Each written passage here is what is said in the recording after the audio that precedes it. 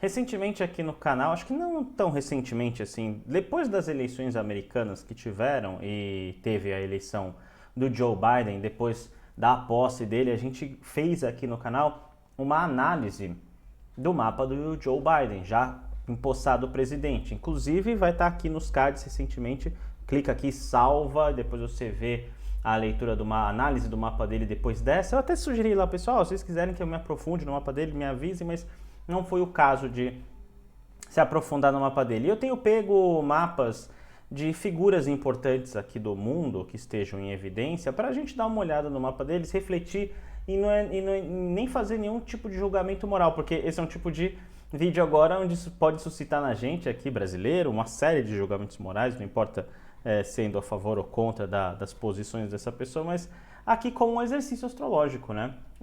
Então, se você é aluno meu, esse vídeo, aluno meu de astrologia, inclusive, esse vídeo vai ser bastante interessante para você, vai ser bastante elucidativo. A gente vai fazer a prática lá da receita de bolo, colocar aqui na prática e olhar o mapa do presidente atual da Rússia, Vladimir Putin. E se você gosta de análise de mapa, olha que vai ser interessante fazer essa leitura de mapa, porque a gente vai ter que olhar, fazer um exercício de olhar esse mapa como um ser humano que não necessariamente é famoso. Então a gente vai olhar o mapa, depois vai fazer uma associação com a pessoa, olhar o mapa, fazer uma associação com a pessoa e treinar, né? Então, se você gosta de astrologia, gosta de leitura de interpretação do mapa de uma pessoa, já deixa o joinha, já assina o canal, já assina o sininho para você receber as notificações e vamos começar aqui sem vinheta, sem nada. Já tenho avisado pro pessoal que eu vou começar a fazer mais vídeos no OBS e menos vídeos filmados, assim, editados, com vinheta e etc., porque, vou ser bem franco com vocês, o YouTube está cada vez mais desanimador para os pequenos produtores de conteúdo, em termos de mandar o vídeo para as pessoas, assim, enquanto em contrapartida que o Instagram e o TikTok têm trazido muito mais, o algoritmo tem trazido muito mais engajamento. Então, eu só vou realmente voltar eu vou me dedicar, o canal não vai parar, mas eu vou me dedicar mesmo ao canal, se alguma coisa mudar, essas coisas melhorarem. Thiago, talvez você não esteja fazendo direito. Talvez eu não esteja fazendo direito esse canal desde 2014 que ele existe, né? Mas eu já fiz vários cursos de SEO, de gestão de canais do YouTube, mas enfim. Vamos continuar aqui, vamos fazer vídeos mais simples daqui por diante, mas não vou largar de mão os vídeos que eu edito e tal, porque eu gosto de editar, é prazeroso, só que toma tempo. Bom, vamos lá. Leitura do mapa, o mapa de Vladimir Putin. A gente olha aqui, né, o mapa dele, a gente tem aqui o Sol na casa 12. Como é que tu sabe que está aqui casa 12? A gente vem aqui, e olha nessa tabelinha aqui. Alunos, a gente olha aqui na tabelinha. Casa 11 e casa 12, porque o Sol está no limiar das duas casas. Então ele funciona nas duas. Está no final da casa 11. Então ele funciona para casa 11 e para casa 12. Geralmente, pessoas que têm Sol de casa 11, eles têm um desafio. Lembrando que Sol não necessariamente é o que você é. Sol é o seu desafio, o que você precisa ser. Então eu olho várias pessoas falando, astrologia não tem nada a ver, porque eu sou desse signo, não tenho nada a ver com esse signo, porque você não está assumindo e sendo bem sucedido, exitoso no seu desafio de ser o signo. Você precisa ser o signo. Então ele tem um signo de Libra, né? Na casa 11. Então vamos fazer a receita de bolo, aluninhos meus? Vamos lá, princípio Sol, princípio do desafio de vida. Na casa 11, casa da comunidade. Na casa 12, casa da espiritualidade. Agora com o tempero de Libra, a empatia, o olhar o outro, entender o outro e tal. Nós vemos empatia e olhar para o outro nessa pessoa, né? Vamos fazer esse exercício, né? Vamos pensar assim. Antes de mais nada, antes de eu começar a me aprofundar mais, vamos a alguns detalhes, alguns pequenos detalhes sobre essa pessoa. Essa pessoa, Vladimir Putin, ele é filho de operários, nasceu em Leningrado, atual São Petersburgo, era filho de operários de fábrica, né? Ele teve 2 irmãos que morreram jovens, eu não consegui pesquisar se esses irmãos jovens eram mais velhos ou mais novos, ou se ele era irmão do meio, então ele foi criado como filho único, então ele já cresceu com esse trauma. Foi agente da KGB por 16 anos, chegou ao posto de tenente-coronel, é formado em Direito pela Leningrad University e governa a Rússia depois da renúncia do Boris Yeltsin em 1999, ele era o primeiro-ministro, né? E aí ele foi eleito em 2020, reeleito em 2014, aí em 2018 colocou o braço direito dele, o Dmitry Medvedev, e o Putin foi o quê? Primeiro-ministro. E aí depois ele em 2012 foi reeleito e foi até 2018. E aí em 2018 ele foi reeleito, dizem que com interferências na eleição, e aí em 2019, né, houve essa interferência, então em tese ele está na presidência até 2024 e é tido como um estadista, um cara que não permite eleições limpas, é um cara que não permite uma série de manifestações democráticas e tal. Então a gente precisa levar isso em consideração na hora de olhar o mapa, porque aqui no mapa a gente olha um Libra que é regido por Vênus. Então o Vênus ele precisa olhar para o outro e se importar com o outro. Ele fez isso? De uma certa forma ele fez, porque se a gente for olhar os números dele, ele aumentou o PIB, ele aumentou o poder de compra, ele diminuiu o desemprego, a gestão dele gerou uma série de benefícios para o povo, o que em tese no mapa é uma ação de casa 11, que é de pensar no outro, é uma ação de casa 12, de tentar trazer um certo conforto para a comunidade e para trazer uma certa paz de espírito. Mas a gente vê esse outro lado do Libra, porque como o desafio dele é ser o Libra, quando você falha no seu desafio, isso é uma coisa para aluno anotar, quando você falha na função solar do mapa, você geralmente vai trazer os campos negativos do signo oposto do seu Sol. Então, por exemplo, eu sou sagitariano, se eu tiver algumas falhas na função sagitariana, eu vou tender a trazer o negativo do signo oposto complementar. Na verdade, o que a gente tem que fazer é trazer o positivo do signo oposto complementar. Então, por exemplo, eu estou usando o Instagram e o TikTok como ferramentas de informação, querendo jogar conteúdos importantes para as pessoas ali, e não ficar na coisa da superficialidade, que é o negativo dos Gêmeos, entendeu? Então, eu vou trazer informações geminianas que é mais brandas, para a pessoa, opa, me interessei por isso, agora vou me aprofundar, ir para o Sagitário. E aí eu atuo, que é colocando as informações em cursos, em vídeos mais aprofundados e por aí vai. Então, ele, de uma certa forma, teve campos na função libriana dele que ele falhou e ele foi para o negativo, trouxe fatores negativos de Áries, que é o autoritarismo, o ditador tirano, é a não permissão à democracia, a manifestações e tal. Isso tem trazido essas complicações. Tem uma coisa no mapa que eu quero trazer para vocês aqui. Repara aqui nesse Mercúrio que está aqui, ó, em Libra na casa 12. Geralmente quem tem Lua, Mercúrio, Vênus ou Marte ou uma composição desses na casa 12 significa que esse cara nasceu depois de um aborto da mãe. Então existe parcelas de programações que era para ser do irmão ou da irmã que vinha nascer antes dele, grudados nele. Então é assim, como se você fosse um espírito que viesse para cá com a série de programações espirituais que você tem, quem você é, o que você é bom, o que você tem que fazer, as ferramentas que você tem à sua disposição para isso. E aí o corpo físico desse ser etérico e astral e mental começa a ser feito, mas o corpo físico deixa de existir.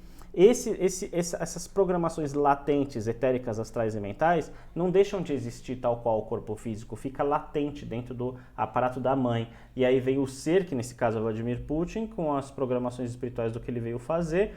Aí ele vem com as programações espirituais dele, as programações ancestrais da família, que eu já falei no canal, que vem através da formação do corpo. Um dia, quem sabe, eu me aprofundo nisso com vocês. E aí vem também a programação do ser que não veio, né? Não é o espírito, pode ser, mas não é necessariamente o espírito, mas programações do outro ser. Então fica um ser confuso, com uma dificuldade de se colocar no aqui e agora, com uma dificuldade de ter uma noção clara da realidade. Então, por exemplo, dizem que quando ele foi invadir a Ucrânia, ele estava acreditando que a Ucrânia ia receber ele de braços abertos. Por quê? Porque ele foi informado pela galera dele sobre isso.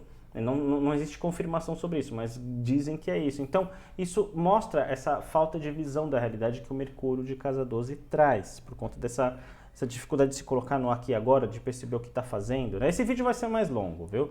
Vamos nessa. Então, aqui a gente vê esse Mercúrio que traz essa questão. Agora, se a gente for parar a pensar e fazer aquela receita de bolo que eu ensino no curso, Mercúrio, sistema de pensamentos, né? Sistema lógico de pensamentos e tal, na casa 12, casa do inconsciente, casa do inconsciente coletivo, casa da espiritualidade, da sensibilidade. Então, é uma mente muito avoada, assim, que é facilmente influenciável. Então, será que ele seria o que ele fosse se ele tivesse enveredado para a política depois da KGB? Eu acredito que não, porque a função dele não era ser o que ele está sendo hoje. Um Libra ele não tem o objetivo de se tornar líder de uma sociedade, de uma comunidade. Ele deveria ser uma pessoa apaziguadora. Ele tem como sol, eu não posso colocar tinha, né? Porque ele ainda está vivo. Então ele tem a missão de ser um Libra. Ele tem a missão de ser um cara que entende o outro lado e apazigue as coisas, e não agrida as coisas e vá para o negativo do Áries, entendeu? Ah, quer dizer que Áries só agride? Não, estou falando do negativo do Áries. O Áries no positivo ele incentiva, ele motiva, ele traz entusiasmo, ele traz inspiração, ele faz as pessoas se sentirem potentes e tal, e no negativo agride, né? E se impõe de uma maneira autoritária. Bom, a gente vê aqui esse Vênus de casa 1 aqui em Escorpião, bem próximo do ascendente, ou seja, o ascendente escorpião. Vamos falar primeiro do ascendente. O ascendente escorpião traz recentemente, de vidas recentes dele, essa questão da estratégia, essa questão da vingança, de ver uma coisa na história do país e tal, e que ele vai carregando, e que por conta dessa história ele quer... Isso é uma coisa que, assim, as motivações de Vladimir Putin não dá para serem entendidas sem levar em consideração uma cacetada de história da Rússia que, na real, a gente não faz ideia. A gente não faz ideia. A gente acha que sabe, mas não sabe, né? Tanto que quando houve a videoconferência entre o Macron e o Putin, o Macron falou que ele ficou ouvindo aulas de história da Rússia por horas, né? Para tentar entender o que está acontecendo, né? Então, assim, todos os signos de água, eles são um pouco ligados ao passado, principalmente Câncer, em segundo lugar Escorpião, em terceiro lugar Peixes, né? Então, o Escorpião, ele carrega em si essa coisa, né? Tipo, nossa, preciso resolver, preciso ser estratégico, preciso bolar um plano e tal. Só que um ascendente em Escorpião com Mercúrio de casa 12, esses planos geralmente são esquisitos, tem vários erros de percurso nesse meio, assim, né? Aí a gente vê aqui, antes de Vênus, vamos para Vênus, né? O Vênus, que vai ser a questão da motivação, do que gera as intenções nessa pessoa, o que faz essa pessoa se sentir atraída, na casa 1, que é o eu. Então existe aí um certo grau de egocentrismo. É porque ele é homem, ele tem um aspecto... eu sou heterossexual, né? Ele é um homem, eu sou heterossexual, ele tem um aspecto russo que eu não acho aprazível, mas em tese, quem tem Vênus de casa 1 tem boa aparência, é atraente. Para mim ele não é atraente, mas em tese, esse cara, se ele não é fisicamente atraente, tem no Vênus de casa 1 um certo charme, uma certa coisa que atrai o olhar. O Vênus de casa 1 e Vênus de casa 5 traz essa coisa para a pessoa. E com o Escorpião vem toda essa questão da sensualidade, do mistério, ninguém olha para ele, ninguém entende mais ou menos o que ele está pensando, o que vai sair dali, entendeu? Então isso traz esse ar de mistério para esse cara, né? Aí vem esse Marte na casa 2. Marte, a potência, a força de ação, de mobilização. E aí casa 2, que é a casa dos valores, do dinheiro, né? Isso a gente nem está trazendo o tempero do signo, da receita de bolo que eu ensino no meu curso. Inclusive, eu tenho 2 cursos de astrologia, caso você seja novo no canal. Eu tenho o curso introdutório de astrologia é o início da jornada, para as pessoas terem uma noção básica do que é astrologia, também quebrar paradigmas do que a astrologia não é. E eu tenho um curso de formação na astrologia fundamental, teoria, imersão e prática, com mais de 60 vídeos, mais de 14 horas de aula, para a pessoa ter todo o conhecimento de todos os principais fatores astrológicos, como isso funciona no mapa e como começar a olhar o mapa das pessoas e começar a praticar, né? Que é o que a gente está fazendo aqui, a gente está praticando a receita de bolo que eu ensino lá. Então aqui, Marte, potência na casa 2, uma força, capacidade de ganhar dinheiro. E aí, essa capacidade está bem... Está em trígono com o meio do céu, com Plutão, está em trígono com toda essa potência aqui de casa 12. Eu não vou entrar hoje em Netuno, Saturno e tudo, senão o vídeo vai ficar mais de meia hora, né?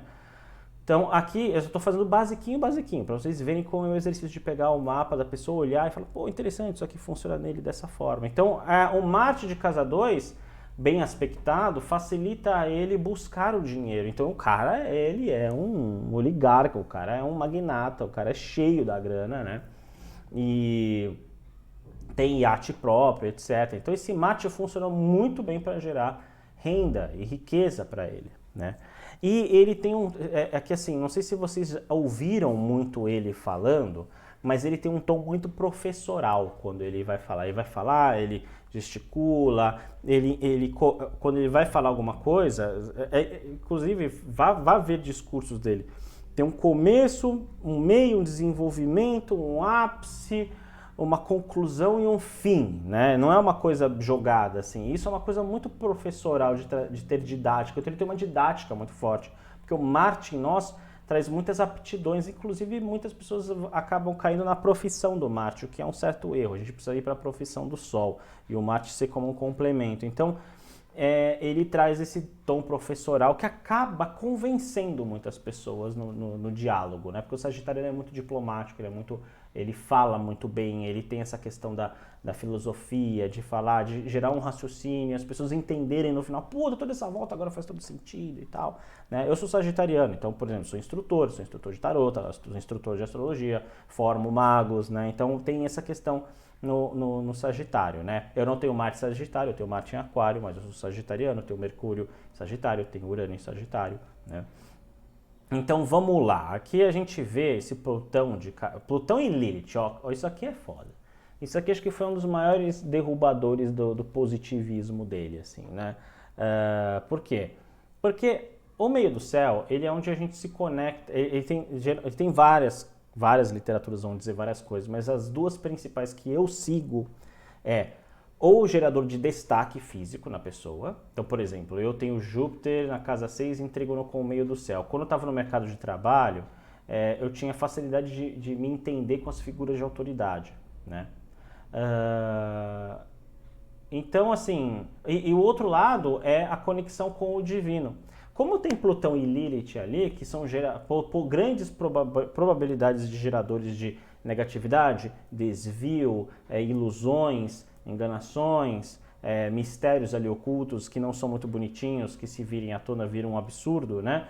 Então faz com que ele tenha se conectado com egrégoras não muito positivas, para ser um eufemismo, com egrégoras bem negativas, bem desviantes, e que traz uma certa sedução, né? Então, o que ocorre? O cara, ele tem alto índice de aprovação porque ele aumentou o PIB, porque ele diminuiu o desemprego, porque ele aumentou o poder de compra e colocou a economia nos eixos e tal, mas o cara invadiu um país. Mas ele teve motivo porque a outra... Não importa, ele invadiu um país e ele cortou uma série de direitos democráticos do povo. Isso aqui, ó, são revelações. São revelações de coisas que de forma como ele lidou com o caminho de vida dele, como ele acredita e como ele tem agido. Isso não é positivo. Isso é bem complicado. Isso é bem complicado e é fomentado pelo Júpiter na casa 7. Tiago, o que é Júpiter na casa 7? Vamos olhar. Júpiter, fator expansor, facilitador, aumentador, acelerador também, apesar de Mercúrio ser um acelerador, Júpiter também na casa 7, ou seja, parcerias. Então vem através de parcerias ideais de origem taurina, ou seja, tradicional, familiar, apesar de família ser muito mais Câncer e Capricórnio, uma coisa mais de chão, de morais, de valores, né? Valores, então vem muitas pessoas com muitos valores associam-se a ele e inflamam essa ideia. Isso aqui esse eixo touro-leão é um grandíssimo gerador de corrupção. Grandíssimo gerador de corrupção. Outro grandíssimo gerador de corrupção é essa quadratura Câncer e Libra. Nossa, sério? Sério.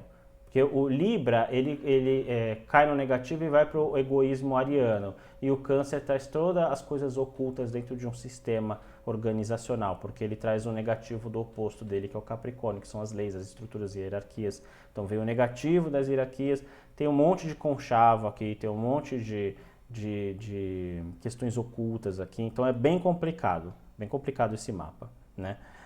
Ou seja, a gente está vendo o mapa aqui de uma pessoa que tinha missões lindas associados inclusive à espiritualidade. Aqui o Sol de casa 12, né, com Netuno junto, que é o regente da casa 12, e o Mercúrio de casa 12, era para ele ser um sacerdote, era para ele ser um cara que ouvia as pessoas e curava as pessoas, ser um terapeuta fantástico com esse ascendente, esse Vênus em Escorpião, né? De olhar a pessoa, entender a pessoa e falar, nossa, cara, você está sentindo isso, pensa dessa forma, haja dessa forma, a pessoa sai muito melhor do que entrou, né? Uma das coisas que eu acho que complicou ele também é essa lua em Gêmeos, porque a lua O Gêmeos é um signo que eu gosto e tal, não tenho nada contra Gêmeos. Na verdade, o astrólogo não pode ter nada contra, que a gente acaba, todo astrólogo acaba tendo, normal. Você, se estuda astrologia, um dia você vai ter. Mas a Lua em Gêmeos é muito complicado, porque a Lua é um corpo celeste, um fator astrológico muito aquático, muito maternal, e o Gêmeos ele é muito instável, muito caótico para as questões lunares. Então, existe aqui uma facilidade muito grande de mudança de opinião e de ir com as outras. A Lua em Gêmeos é muito vai com as outras, entendeu? É com esse Júpiter de casa 7, ele comprou muitas ideias de seres que não tem a ver com ele, entendeu? Isso facilitou muito ele a ser desviado, com essa natureza aqui desviante, né? Desviante pro negativo.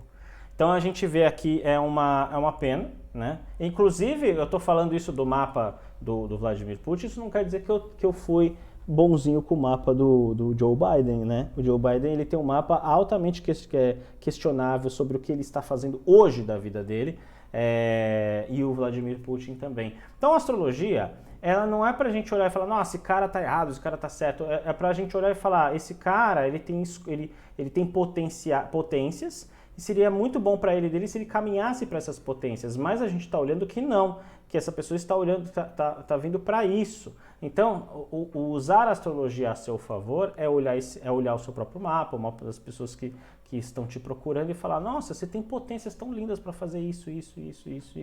Muito provavelmente você vai ser muito mais feliz desenvolvendo isso e vencendo o medo de desenvolver essas potências dentro de você. Não é o que está acontecendo nesse caso, infelizmente, porque é um mapa muito bonito, um mapa de cura, mas também muito judiado. Isso aqui mostra uma carga negativa, sempre testando, sempre tentando, sempre seduzindo. Aí tem uma lua que vem da mãe, né, que não vai demorar muito se eu começar a falar sobre isso aqui, né, que traz uma série de instabilidades mentais, de opinião, de colocação, né, e aí vem a figura... que um Saturno quadratura com Urano geralmente é um pai ausente, né? Um pai inexistente. Então, não sei se o pai dele morreu cedo e tal, mas aí uma ausência de figura masculina faz com que as figuras masculinas de natureza plutoniana, né? De natureza corruptas, seduzam ele, porque existe essa necessidade de olhar e ter uma autoridade. Nossa, um pai, que eu preciso de um pai, eu preciso de uma aceitação, né? Bom, é isso, eu não vou me alongar muito, já está 22 minutos aqui de gravação, né? Espero que vocês tenham gostado dessa análise de mapa, né? Se vocês quiserem mais análises de mapa, quiserem mais pessoas para a gente trazer mapa, escreve aqui nos comentários, vamos conversar e tal. Lembre-se sempre de deixar um joinha, de assinar o canal, assinar o sininho para receber notificações, que eu ainda estou publicando mais de um vídeo por semana, e tomara que eu ainda me sinta motivado a fazer mais vídeos aqui, e compartilhar ajuda pra caramba, certo? A gente encerra esse vídeo por aqui e se vê em outro, um grande abraço, tchau, tchau.